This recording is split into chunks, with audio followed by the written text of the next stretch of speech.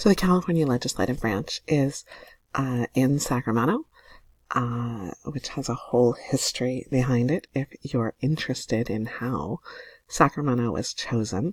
And you should be a little familiar with the legislative branch from the scavenger hunt that you've done. It's broken into two chambers, the Assembly on one side and the State Senate on the other, both currently controlled by Democratic majorities, and that's unlikely to change. The California Assembly is larger and in green, which you see from the chamber.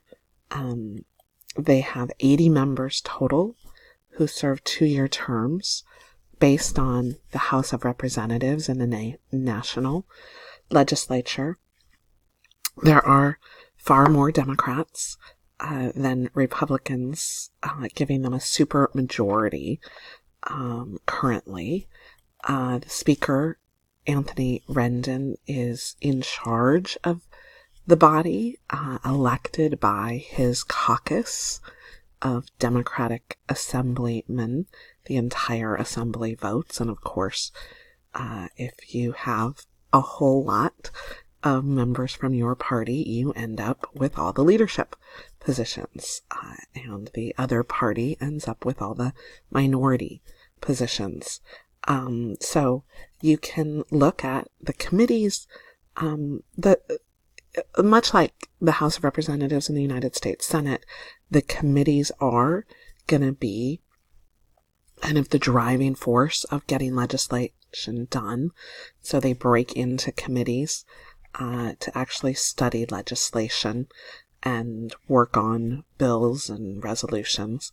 On the other side, the California Senate is smaller by design, and their theme color palette is red, which sort of permeates the room.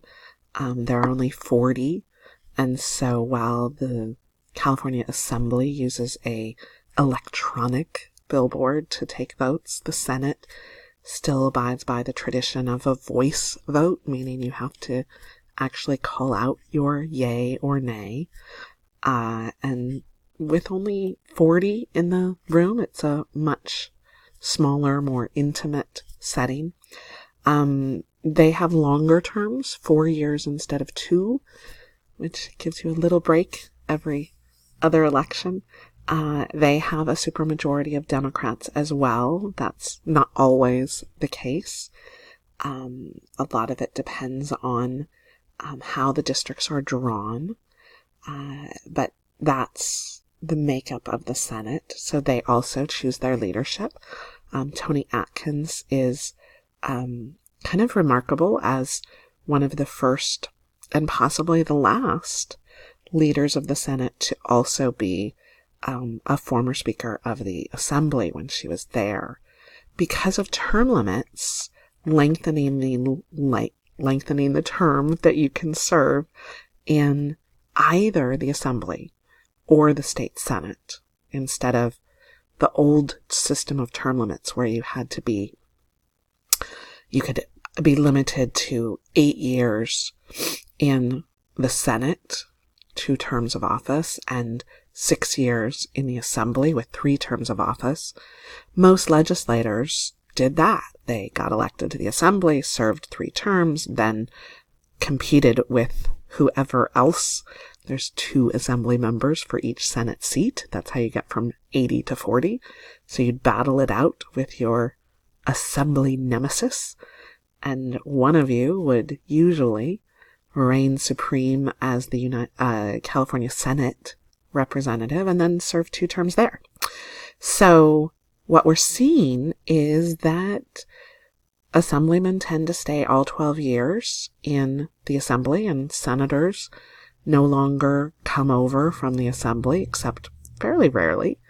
And so it's unlikely that we'll have somebody in that old model of serving in both chambers with enough other colleagues from the Assembly to already emerge as a leader.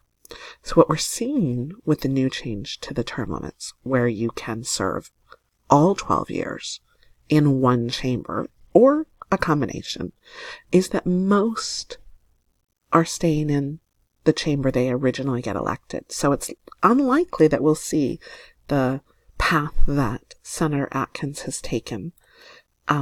Again, committees kind of design that body where the workload is taken in that way. So if you remember from your time on the California Legislature website, the assembly committees are listed, and there are far more of them because you have to divide up the workload by 80 when you compare that to the Senate, where there are far fewer committees, but they have a larger scopes, so they're going to cover more area, and you can see the joint committees and the subcommittees. So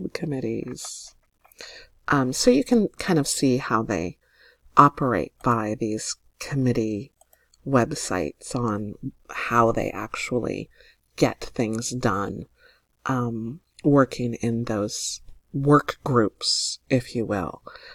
So anyway, that's the California Assembly, and I'll link to the virtual tour if you've never visited